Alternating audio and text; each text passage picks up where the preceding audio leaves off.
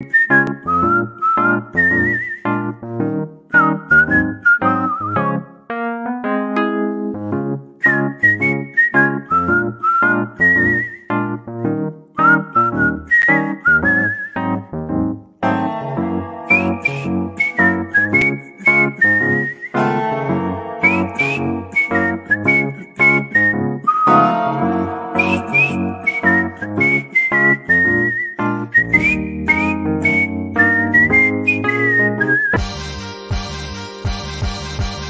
down to dunk.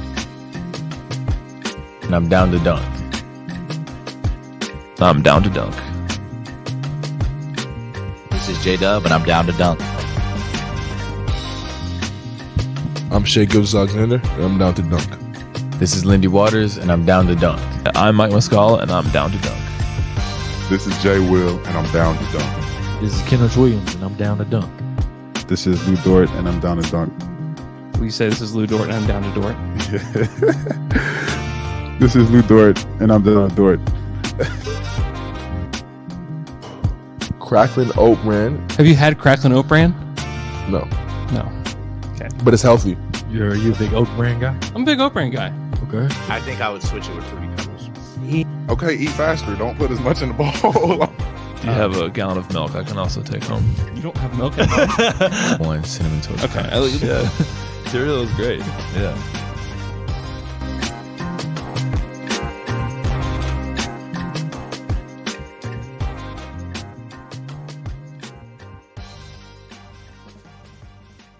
Welcome to Down to Dunk. I'm your host, Andrew Schlecht. We're part of the Athletic Podcast Network. With me, as always, on Mondays is my good friend, Michele Berra. Michele, what's up? The intro always cracked me up. Like when Shay says, have you answered? No. No, of course not. Yeah. It's becoming a thing. I was in the locker room last night chatting with Mike Muscala about Cracklin Oat Bran and the terrible branding that they possess, which is true. It's terrible. Man, the Thunder played 3 games. They've lost all 3 of them. The first 2 in kind of fun fashion, I would say. Last night, it was the home opener, and not as much fun.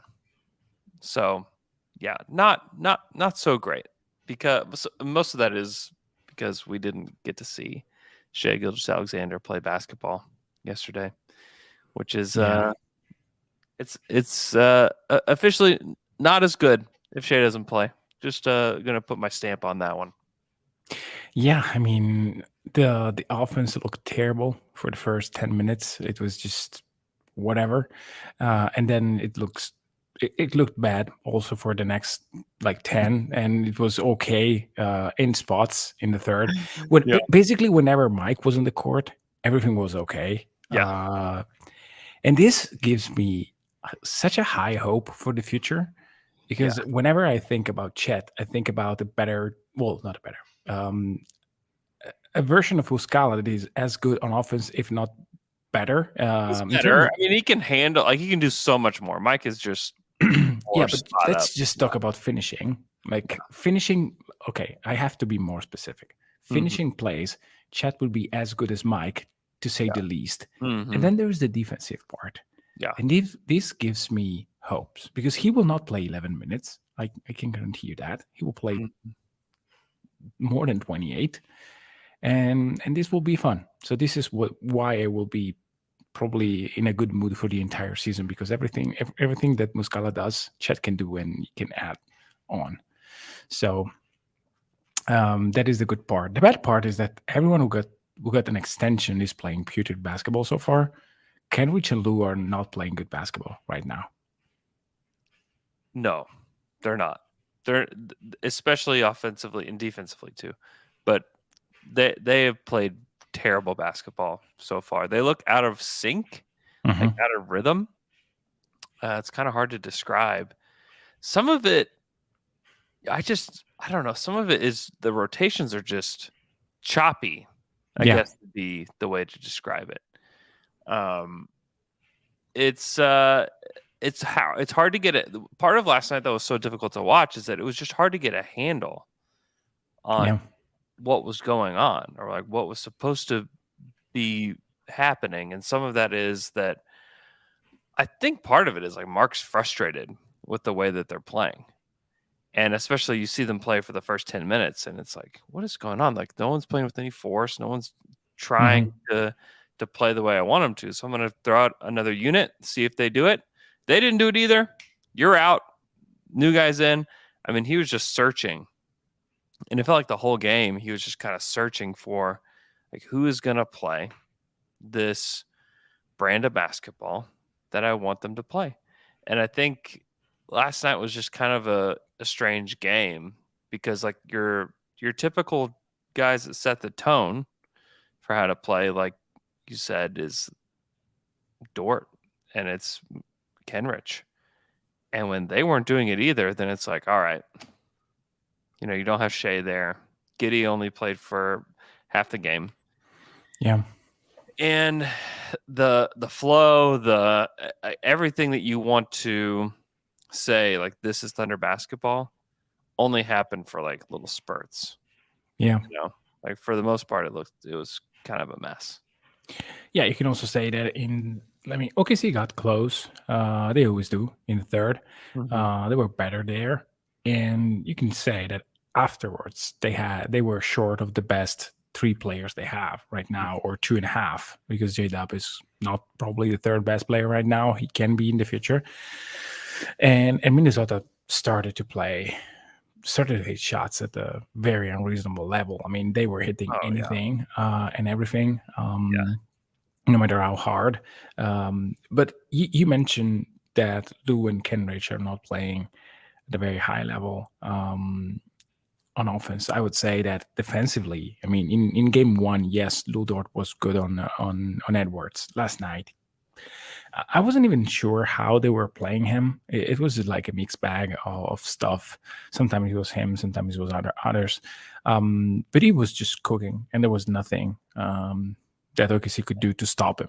And that is not good when you have a quote-unquote defensive player of the year candidate on your team, or at least this is part of the story of why everyone really likes Lu Dort. He was not able to put a stop on Edwards. And sometimes the best offensive players have like answers to any good defensive player. But last night it was not that. I think it was just, I don't know, not being aggressive enough, as you mentioned. Yeah, and some of this, this is going to be kind of the story of parts of this season for the Thunder, is that they're going to be looking for who's ready to play. This is, I mean, sometimes we forget because we're like, we have our blinders on a little bit from the rest of the league, but man, this is a really young team. Yeah. Dort included. I feel like we package Dort as a part of like, the veterans on this team. Like Dort is still developing. And that's something that Mark is always like reintroducing everybody, like how young Lu Dort is. If Lu Dort was on the Nuggets, or if he was on the Heat or a team like that, I mean, he would be talked about as like, oh man, this guy's so young. He still has a long way to go. But because he's playing with 19-year-olds, he feels so much older, So it's going to be a process for all these guys. Lu is not as much like cemented in as part of the future as like Shea and Giddey and Chet certainly are.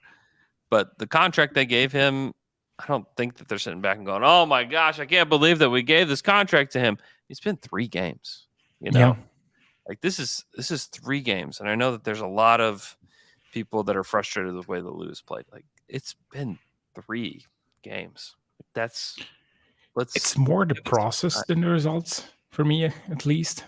Yeah. Like I don't possibly care about the results. I don't care that Trey Mann is shooting 23.5%, nor that Lu Dort is shooting probably worse, like 20%. That is not the part that interests me. The part where I'm a bit worried is how it gets to his buckets. In spots, he takes the good ones. He takes a good drive lane to the basket. He takes a good semi-open corner three. These are good shots, and then he mixes up with stuff that you can't do, or at least you can wait to do it when it's the last resort. And maybe that is the path that he has to take and to endure, maybe 1 or 2 seasons more, just to understand where he needs to be in order to be an effective contributor. I think that he knows that whatever he has done in the first 3 games is not right.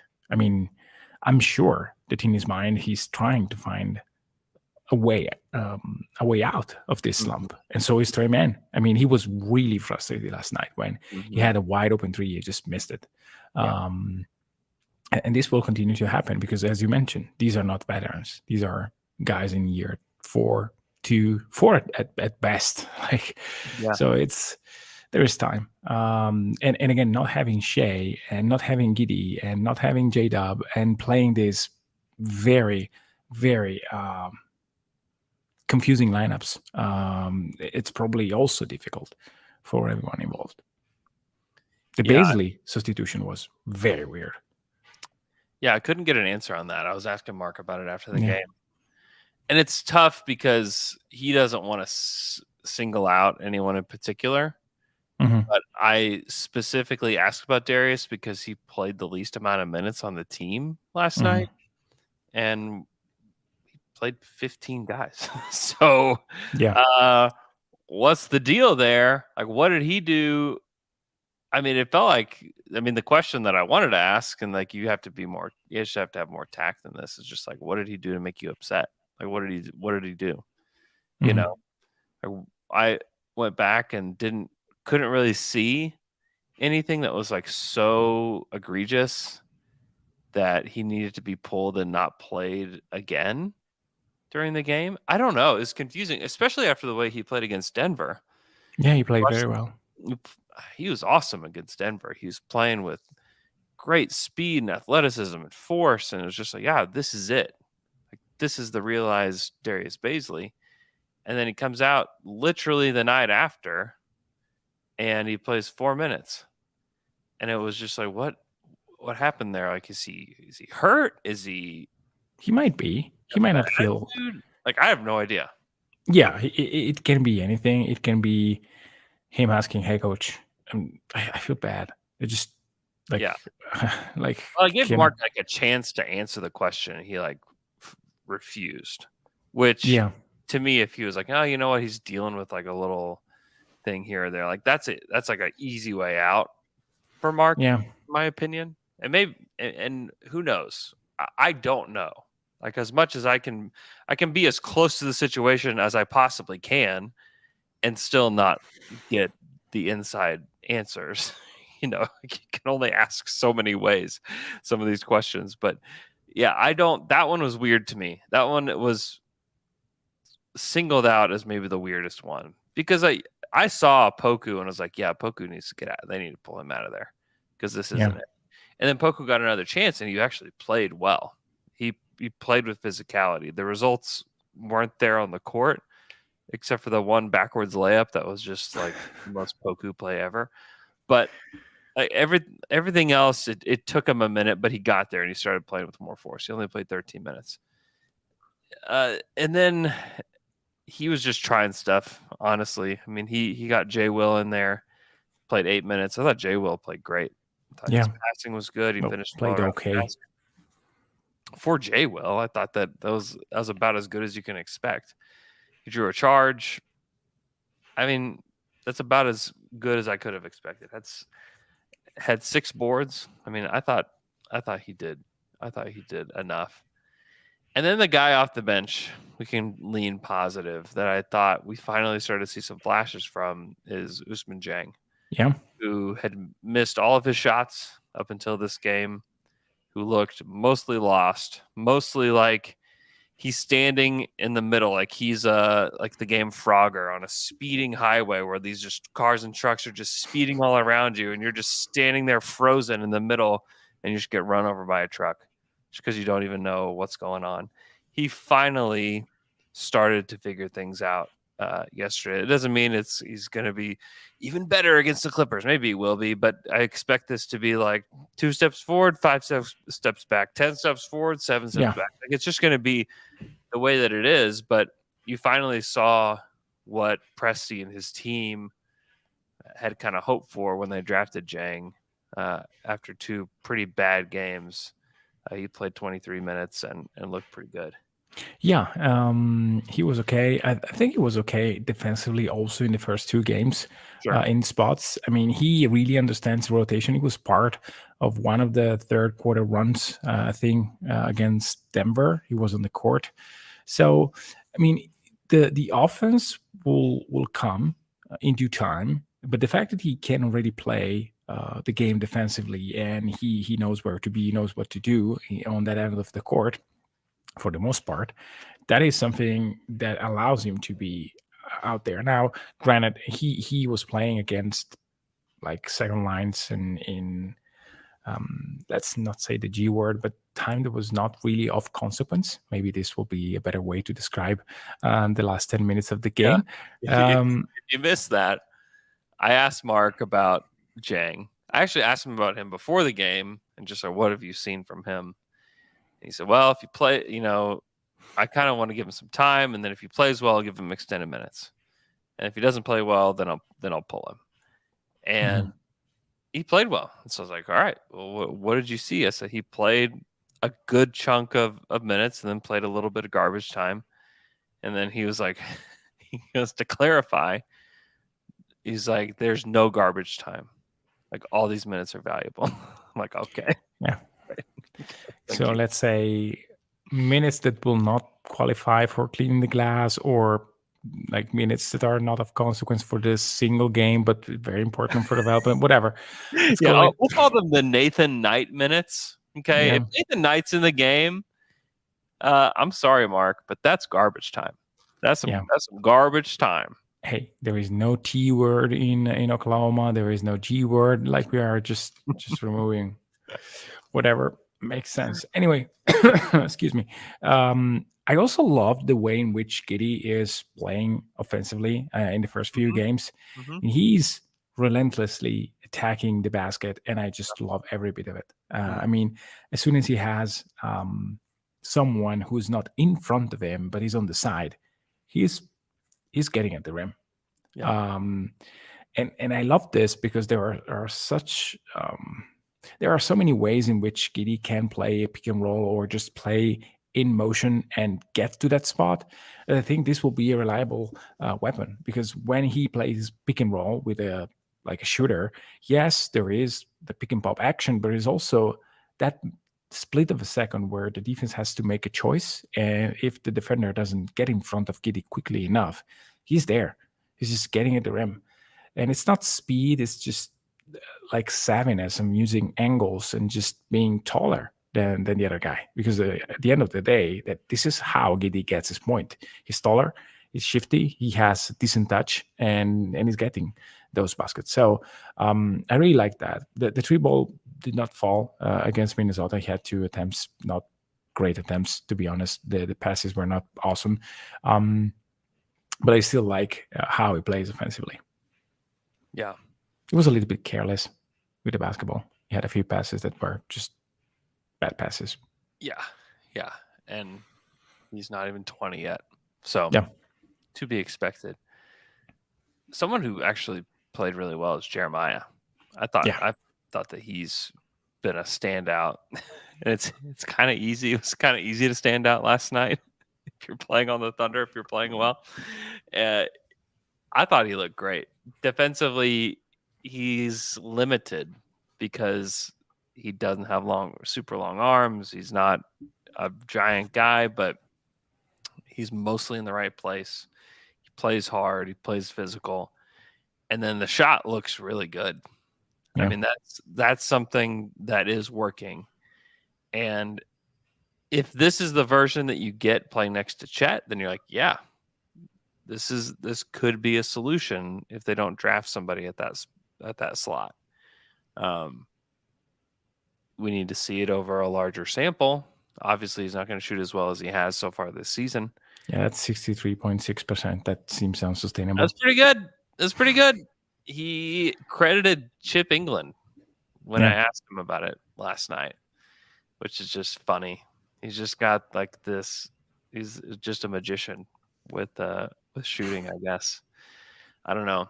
And some of it, you wonder, and this is a part of the process with changing your shot or adjusting your shot, is like some guys are like just putrid right now. Mm-hmm. And you have to wonder, like, one, who all is he working with? And who is it not working for right now? Like you have only 5 guys are shooting above 30% right now from 3. I blame Alex for this. Yeah, Alex's bold prediction is definitely a huge part of the reason. It's Josh at 30%, Mike Muscala at 38%, Baisley shooting 60%, but it's only 3 of 5. Jeremiah is 63.6%, as you said, 7 of 11, and then J-Dub, who, please get well. Like, get well. I saw him last night walking around. He's obviously sitting on the bench. He was in the locker room. He's wearing big old glasses the whole time. Get well, man. This team needs you desperately. Just for or not, depends where the goal are. Hey, just for entertaining basketball, I need that. Just somebody else that can do something. Everybody else is below 30%. Poku's 28. He's only 2 of 7. Shea's only 3 of 11 from 3, 27.3%. That didn't feel right. Wiggins is 25%, 104. Eugene, 25%. He hit that corner 3 last night. Trey Mann, 23.5%. He's 4 of 17. Yikes. Kenrich is 1 of 5. Dort's 4 of 20. Jang is 1 of 5. Lindy's 1 of 6. Yikes. And Isaiah Joe, who got a little bit of run last night, is 0 of 2. Jay Will is the only guy who hasn't taken a 3 on the entire team. I'm grateful of that. He's well, it's gonna happen. If he gets more points, that dude's gonna let it fly. No, but back to Jerry, I really love the way in which he's playing right now. He's very decisive, no hesitation whatsoever. This was something that was there. Like it was apparent last year that he was thinking, "Hey, should I take this one?" Right now I'm gonna take this one, and it's. I don't know if he will play. He's a guy that will play a lot with Chet, or if he's going to get like the second unit minutes. I don't particularly care. If he plays like that, every team needs a guy like that. So a guy that talks on defense, a guy that plays hard on defense, that knows where to be, and has no hesitation whatsoever, and has good results in terms of taking threes. That is something that OKC really needs. Now, if you keep these up in terms of percentage, he will obviously create space. This is something that it doesn't happen right now. Like nobody cares about if Jerry is open from 3. But if these are the results, people will care because he's showing everyone that he's going to take multiple 3s if he's open. Mm-hmm. Yeah, and he should. I think it's great. I mean, if he's only like 35, 36% by the end of the season, I think it's something you feel really good about because that's 2 seasons of 35% from 3. Then it's like, okay, like throw that in the scouting report. Like you need to at least keep an eye on this guy. Maybe not like hard closeout, but like if the ball swings to him, you might have to pay attention to him a little bit. So that's definitely something. A lot of people have started to discuss, and we've talked about Baisley in certain ways through the years, and a lot of people are wanting to throw Lu into that same bucket as like doesn't fit with this team. I know I might be talking to the leader of this this brigade here. I would just say that we have to keep some things in mind. One guy got a new deal, another one didn't. Mm-hmm. One guy starts every single game, the other one doesn't. One guy is going to play significant minutes, the other one only played 4 last night. So like just be careful about making like sweeping judgments about these guys with regards to who they are and like what the team should or shouldn't do with these guys. I mean, Lu is somebody that is held in pretty high regard. Yeah. And should be. Like he's done some pretty good stuff in his career so far. It does not look good. Like trying to defend him today as far as like his game and what he brings, like it's tough.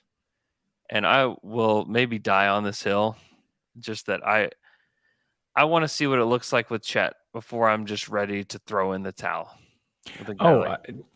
That is even as the commander of the anti-Dort train, which I probably am. I think that a version of Lu Dort that exists, because it exists somewhere. For example, preseason game number 2 for him, I think it was against Detroit. That is the version of Lu that you need. Taking open lanes to the basket, taking 3-4 threes, having 9-10 shots, and playing remarkable defense on Kate. Yep. That is the version of Lu Dort that exists, that everyone knows it's there. And the team as a whole needs to allow that version to be the version that Lu likes. So right now is not coming to fruition. He's playing very bad. The process, as I mentioned before, is to me wrong. Like he's trying to do too much. And I think that there is room to do a little bit less and be extremely effective. Like Andre Iguodala was a player that made an all-star team and was very effective as a scorer when he was younger in Philly. And then he went to Denver, he went to Golden State. And one could say that the most prolific version was not the best version of Iguodala, even if that was an all-star version. The other ones were incredibly helpful. And I mean, he was an integral part of why those teams were successful. And I think that Dort has the potential to be that player, that level of player, like a connector on defense, a play finisher on offense, a guy that can make an extra pass. He showed that last night. When he's not going 100 miles an hour, he knows how to survey the court and to make the extra pass when he's driving. There is value in him driving because he's a good free throw shooter. He's improved so much in free throws that it's like that is a weapon. So I agree with you. Let's give it 15 of 18 time. so far. That is on the team by far.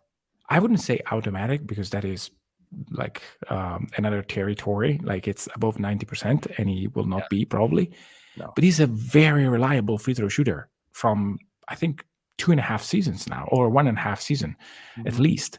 So I like that part of his game. He just has to be more mindful about the 3-point shot. It goes just to that. Like if he's able, as we mentioned many times, just take corner threes. I know that it's not what you want to do, but when you do it, it's there is value, and there is a player that he can be paid $20 million per year. Yeah, he just takes so few corner threes. Yeah, I mean, you look back at some of the data and catch and shoot. He was way worse on catch and shoot than on pull-ups last year. Just overall. Yeah. It's because of the space he occupies on the court. And I've talked about this like when the Thunder drafted Chet, but he occupies the space that scorers occupy, like Anthony Edwards occupies. And last night was by necessity just because no one else is going to do it. And so he was going to do it. So that's okay. But when this team is healthy, that's most. I don't care. I don't care. That is one thing that I really I don't agree at all. Yeah, there was nobody. Not true. Trey Mann is a much better scorer than he is from 3. I know that he missed all of his do it though. Like that's part of Trey's DNA a little bit is that he is not forceful. Like he's more like hang in the background. You can even listen to him talk, and you can just tell like, oh, okay, like he's not like the guy. Yeah. No. And that's just, and they are trying everything they can do to pull that out of him and try and bring that out of him. And I've started to see a little bit more of it on the court. I think it's great. last night should have been a game where he has 20 shots. Yeah. And he really should have just took control of the game, but he didn't. And Lu, right or wrong, is going to do it. He's going to do it. And Mark, he has earned Mark's trust. Yeah. On both ends. He has over probably anybody that played last night. And Mark would even say, like, Lu is not perfect. And Lu has a lot to improve on. But he and Kenrich probably have the most trust from Mark that played last night after Giddey went down. Like, that's just the way that it is. Yeah. I think that you're right. Other players should be more assertive when play with Lu Dort. But I think that he needs to understand that a step in like if you take a step back, not a real step back shot, just a step back in terms of production, he can unlock so much more for himself. Oh, this is, and I just don't know that it will really happen. And I think next year will be the test will be in, and you gotta, it's pass or fail, buddy, because when Chet's back and they're going to bring in somebody that they draft high in this 23 draft, Lu, you're the fifth starter, or Lu, you're the sixth man or whatever it is. Yeah. I would guess you'd still be this unless they draft a guard. J-Dub can play that role. And he's going to have to earn it. And yeah.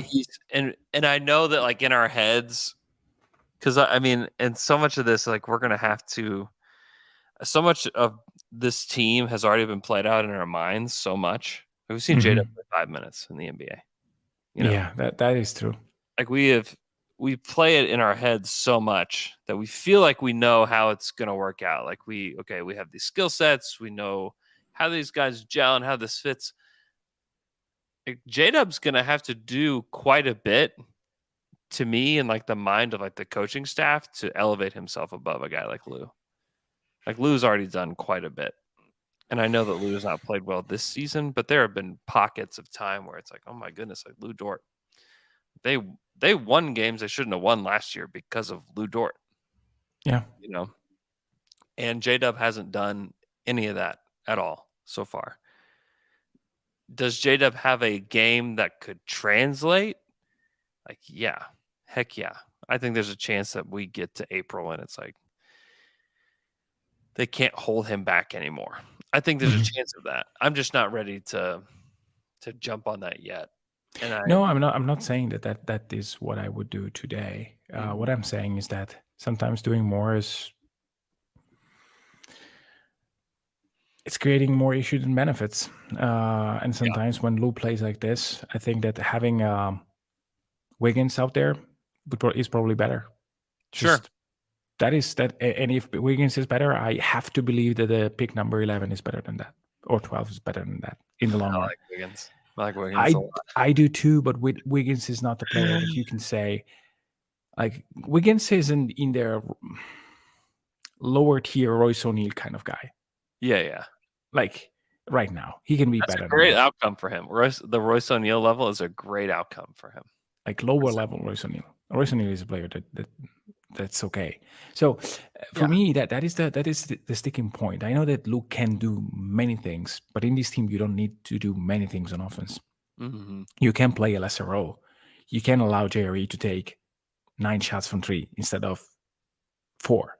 Yeah. Like, this to me is understanding where your strengths are and where other are in terms of, like, on the court, where they are, what they can do to help the team win. Mm-hmm. So not understanding this, to me, is part of the problem. Now, does it mean that Lu will never get this? I can't say. Yeah.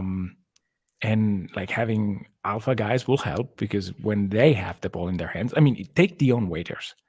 Waiters was a guy that was not understanding that role in Cleveland. Yeah. In OKC, he did after a while. I think a really good case for this, and I was talking about this last night with Ban McMahon. Dylan Brooks is kind of the guy in my head where Dylan became like what he is in Memphis. He became a good player for them. But he's got like this ultimate green light sometimes. Like he took 10 threes in a game last year. Like there's a lot going on with Dylan Brooks. And he's like billed as a defender, but like sometimes he takes on too much offensively to really be the defender that they want him to be. And I think the Thunder have to look at the situation and say, like, we can't allow Dort to become like the Dylan Brooks of this team because we need him to be more of like a specialized role player. Because like Brooks will shoot them out of games at times. Yeah. And like they can't allow like that is a great example. And again, to me, it's not very dissimilar to the Dion Waiters one. Yeah, it's not. And I you see games where Dylan Brooks is just doesn't shoot the ball well at all and they lose. And I think that the Thunder just have to, it's a balance. Like they just have to create a balance for him. That and I just don't know that it can be achieved this year. I think it's too difficult and they're trying to develop him and like there's just a lot going on this year. Next year though, when it's Shea, Chet, Giddey, fill in the blank, Dort. Lu Dort, you are not an above the break guy. Like we've got above the break guys already. Like we need you to be in the corner or moving or screening. Like we need Lu Dort the screener. We need Lu Dort the guy who's gonna do the little things to help you win. Because he's got that in his DNA, as a guy that'll just like whatever the coach needs me to do. The problem is that we have been in for the last 2 seasons, somebody's got to score the basketball mode, and a part of the way the Thunder develop is like kind of letting things play out and like letting guys kind of discover who they are and let the team discover who they are to a degree. And I think the approach is good because like some of the greatest things in NBA history were discovered just because teams let things play out. Draymond Green at center was not like something that the Warriors sat down and said, okay, I've got an idea. It's something that just happened. Yep. And they were like, holy smokes. We just, something was just unlocked. And it was out of necessity. It just needed to happen because they didn't have the bodies at the time. Hey, they subtracted a player that was all about taking non-efficient shots, and it worked. Wow. I just think will not be ready to throw in the towel on Lu Dort until I see what it looks like next season. Yeah. He is unwilling, and we still see Lu Dort while like everybody's like playing like this symphony, basketball where the ball's flying around, everybody's moving around, and then you have Dort coming in playing like a Metallica, just solo in the middle of this orchestra. Then it's like, all right, bro, listen, this is not going to work. Like, it's not going to work like this. I just worried if you're not able to start doing it in a season where like the plan is clear. The plan is for you not to be number 1, number 2, number 3. Yeah. Probably not also number 4. Like just learn, because it's not about scoring less. It's about how. It's not about less in general. I don't think that the coaching staff thinks differently than you do. Okay. Then if I don't see it this year, I would not be pleased. I would not be pleased because then next year it's about he will do it because of necessity and he will not be happy. It will not be understanding. That's what you say. That's what the money's for. That's what the money's for, Lou. Yeah, money can do so much. But also, Lou wants to win. Yeah, that's what is crazy to me. That's what can supplement Like I'm not playing like I did the last 3 years, but boy, are we winning. Like it's January and we're 2 games above 500.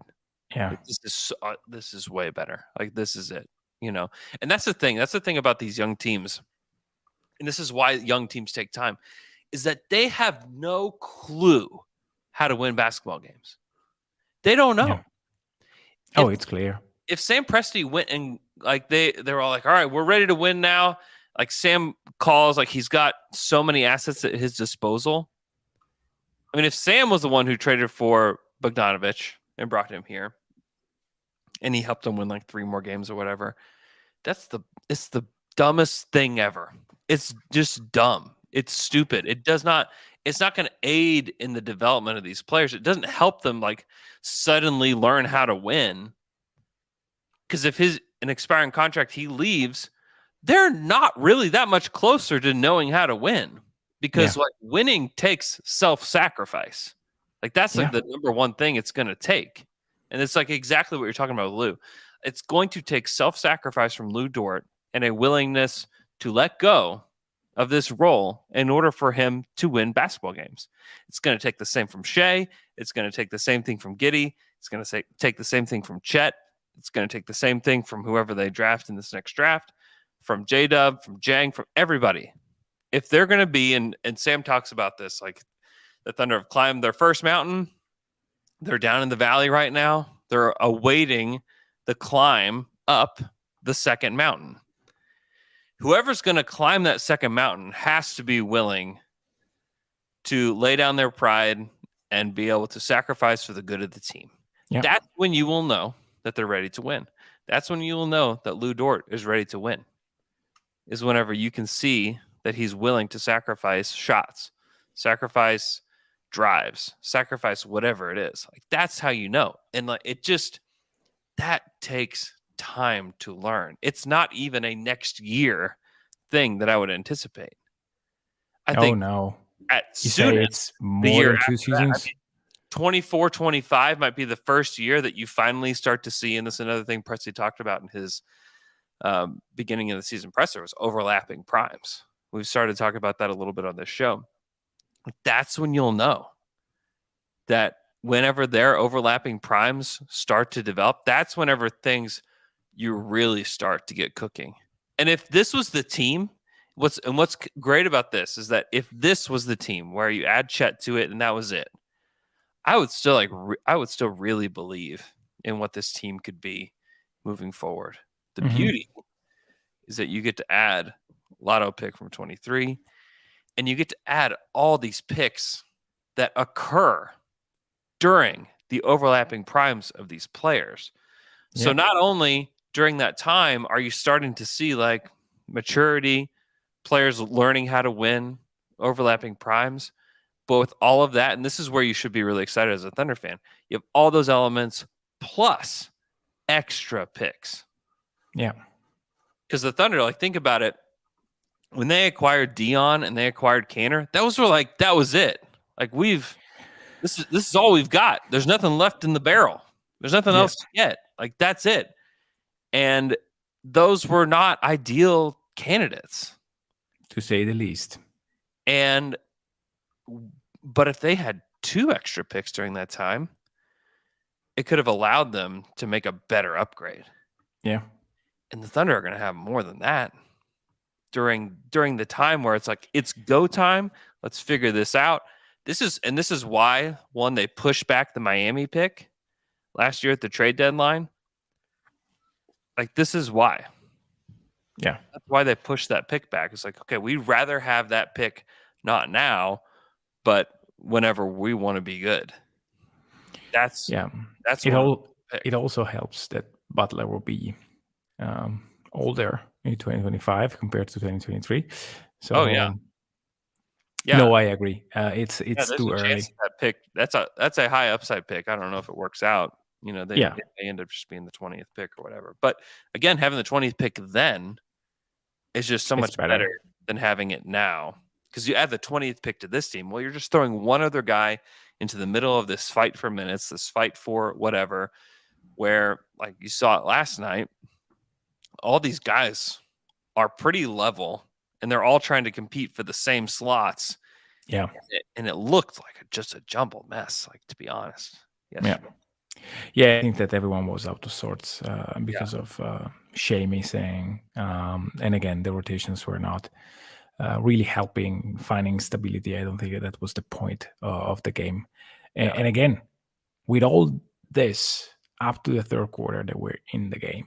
They were still in the game until things went just absolutely. They were very much in the game for the Wolves. Yeah, they were in it.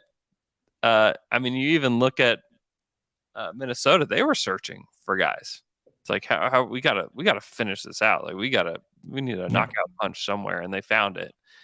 And Nas Reed, man. Yeah, he always kills the Thunder for some reason. Yeah, he does. I don't know what it is. I don't know if they underestimate him or whatever it is, but he was cooking last night. He was really good. All right, let's take a quick break. When we come back, we are going to do some voicemail Mondays. And we're back after that quick break. Here is our first voicemail. It's about fantasy basketball, but it can also just apply to real life basketball. What is going on, my fellow dunkers, Andrew and Michele? Hope you guys are doing well. This is Bryson from North Carolina.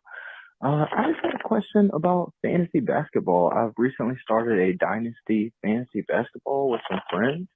If you're not familiar, a dynasty is where you keep the same players over the years, and you would only draft rookies after your first draft.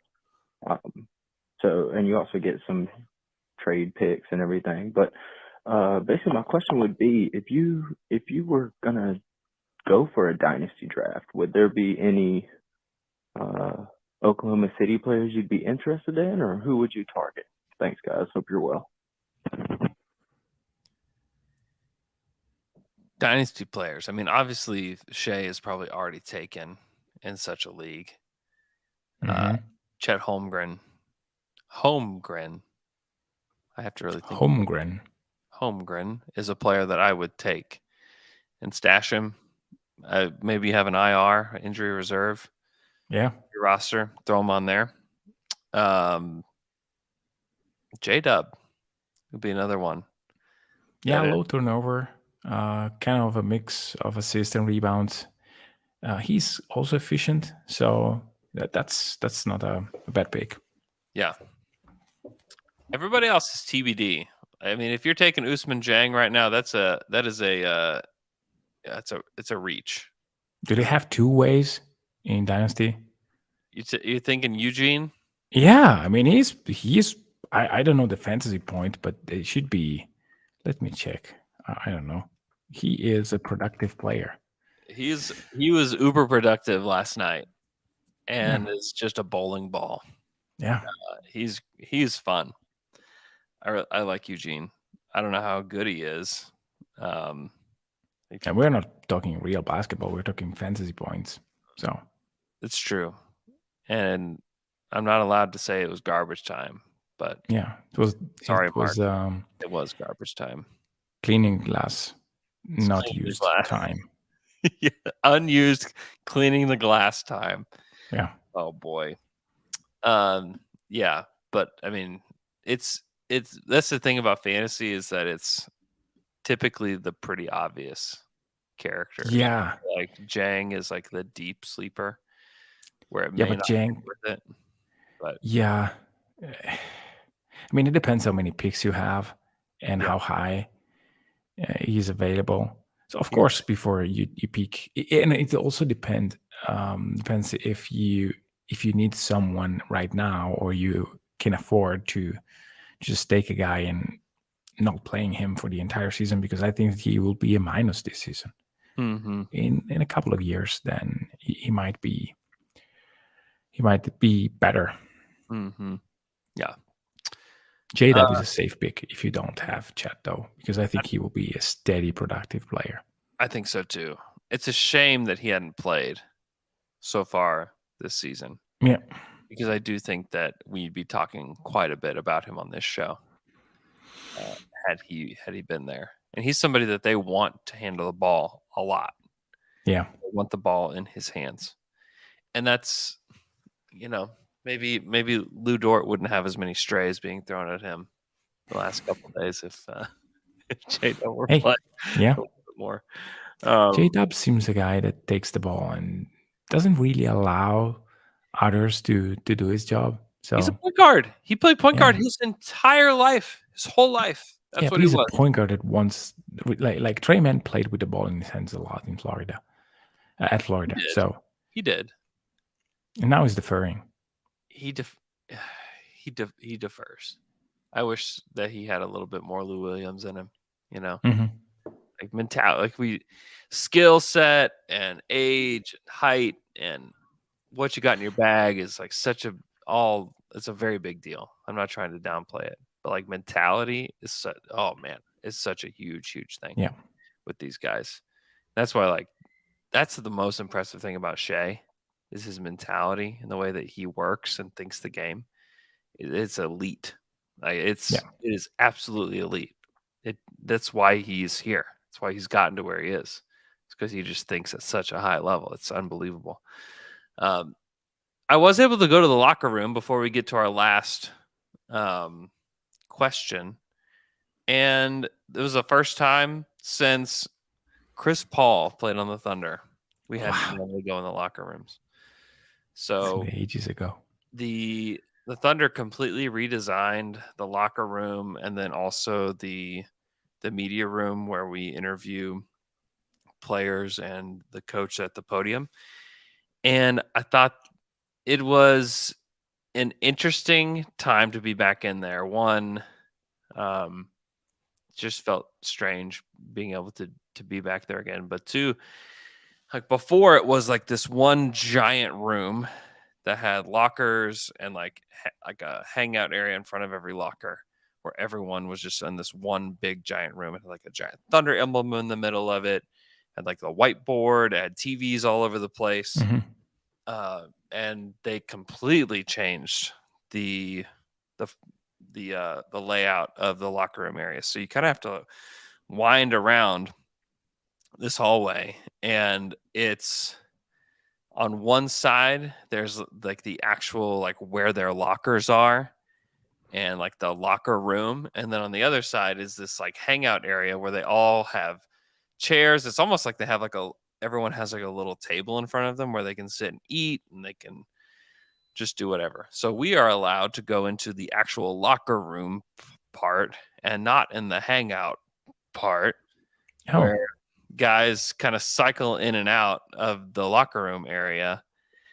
And it's going to take some time. I think it was cool because you got to see the guys, they see you get to like say what's up, say how's it going, with like Lindy and I can have something pretty easy to talk about OSU football and the big win against Texas. And then Mike Muscala didn't stop and get the Cracklin' Oat brand after media day, so I had to give him a hard time about that. So like you're just like looking for like little ways that you can form relationships with these guys, and it's really it's the first time in a long time that you actually have a chance to do that, and so it's really cool.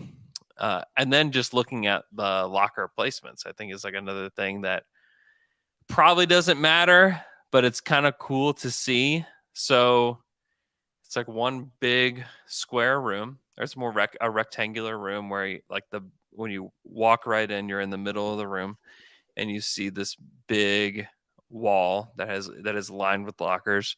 It starts on the far left. It's Trey Mann, Chet, Giddey, Dort, SGA, and then J-Dub is like the back wall. Wow, are these names? And then on the right hand side, Jay Will is right next to J-Dub, and then Isaiah Joe is right next to Jay Will, which Joe Masato had to make 1,000 jokes about that being his jersey and that being his locker, which is great, and I hope he continues to do it forever. And then right when you walk in to the right on the kind of the back wall is the old guy section where you have Muscala and Kenrich next to each other. And then if you walk across, I call this the project wall. where Jang and Poku are the only two lockers on the opposite side. Wow. Which I just giggled to myself about it. And then let's see. I'm trying to think. Who am I missing? Where's Jerry? JRE is right over there next to Wiggins. Wiggins and JRE are next, kind of on the wall next to where Trey is, and it's Wiggins and Trey are right next to each other. Mhm. And Wiggins and Trey sat, and like you can tell, like they're like really good friends. So, but it's interesting. All the guys walk in, like everybody's very nice. It's kind of a weird situation because we're in the room where they're changing. I thought about taking my own clothes in there and just changing clothes with them. Just be like, hey guys, how's it going? Everybody getting ready for the game? You know. But no, I mean, for the most part, like guys aren't actually like changing there while we're there. Yeah. Because we're only there for we can only be in there for a half-hour block.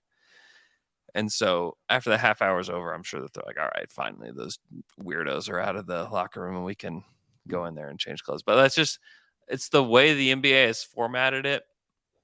It's kind of the way that it's always been. But it's cool being able to be back there and hopefully get a chance to form relationships with these guys in a professional way. So it's cool. That's great that you can be part of the media wild. guys. It is wild to me that is a reality. It's I mean, not everyone can go there. So that the fact that you can get there, it's meaningful. Yeah, it is. It's extremely meaningful to me. I'm very, very thankful for that. All right, one more voicemail before we go. Hi, this is Paul from Dallas. My question is, so what exactly is Poku now? He's not preseason Poku, he seemed like he could be a guy. Is he, dare I say, relegation Poku, like he might be back to G League level? Or should we give him a few more games since all our games up to this point had dominant bigs that he had to deal with? Just curious what you guys thought. Thanks. That's relegation Poku. That is close to relegation Jeremy Grant in a couple of preseasons ago. Not a couple, way more. I think that we have to give it 20 games with Poku, 15 games. That is where we should start making prediction about anything that happens. I think that up to that moment, we should really say stuff about the game. Like Poku played bad this game, period. And nothing to be projected more in the future, because we've seen hot starts, bad starts, good starts, and whatnot. So last season, the first 10 games of Shea was, wow, where is Shea? Like, is this and then we had the last part, which was insane. Or Trey Man. I mean, Trey was like unplayable. Trey was like, why they took him in the mid first round? Like, what is this? Like, why did they? There is Trey Murphy III, which is still very good. I'm so glad that he's still doing well. But so let's wait. But relegation Poku is relegated Poku right now. We'll see next game. Yeah. I mean, you hope that he's not somebody that needs 2 weeks in the G League again. I think it would not be great. He would be out of the league, not great. Yeah. He still has the need of, hey, go there 2 weeks. And you hope, you hope that he doesn't get there and that, like, mentally, we're talking about mental toughness of these guys. I mean, that's a big deal for Poku. Is he mentally tough enough to play the game? He's obviously has the skill. He's got the size. He's athletic enough. Like, he's got all the tools. And I think he can shoot it. I think he's a good passer. He's good enough rebounder. He's got it all. But is it up here? Does he have it up here? And that can be developed. It can take some time to get there. You just hope that he can develop some toughness throughout this. This is the moment to remember that if Muscala misses the shot, OKC could have Therese Maxey and McDaniels. They would have traded him for Poku anyways. Yeah, Oh, most likely. yeah. Was Maxi the same draft? I'm starting to get everything mixed up. Yeah, I same think draft. so. Yeah. Yeah. But 121st. Maxi and Jaden McDaniels. That would be pretty good. That would be pretty awesome. Also, if you draft both those guys, you definitely don't have Chet. Maybe if you draft the McDaniels, you have. Chet? I mean, yeah. I mean, McDaniels was not that he's impactful last year. Yeah, no, he wasn't. Like maybe, but if you take Maxi and Chet, you probably have like pick 7 or 8 in last year's draft. Hey, it's great to have Ben Mathurin and no, it's not. Yeah, Ben Mathurin's pretty good. It's good, but it's not Chet. I like Ben Mathurin quite a bit. Yeah. Well, that's a depressing note to end this podcast on.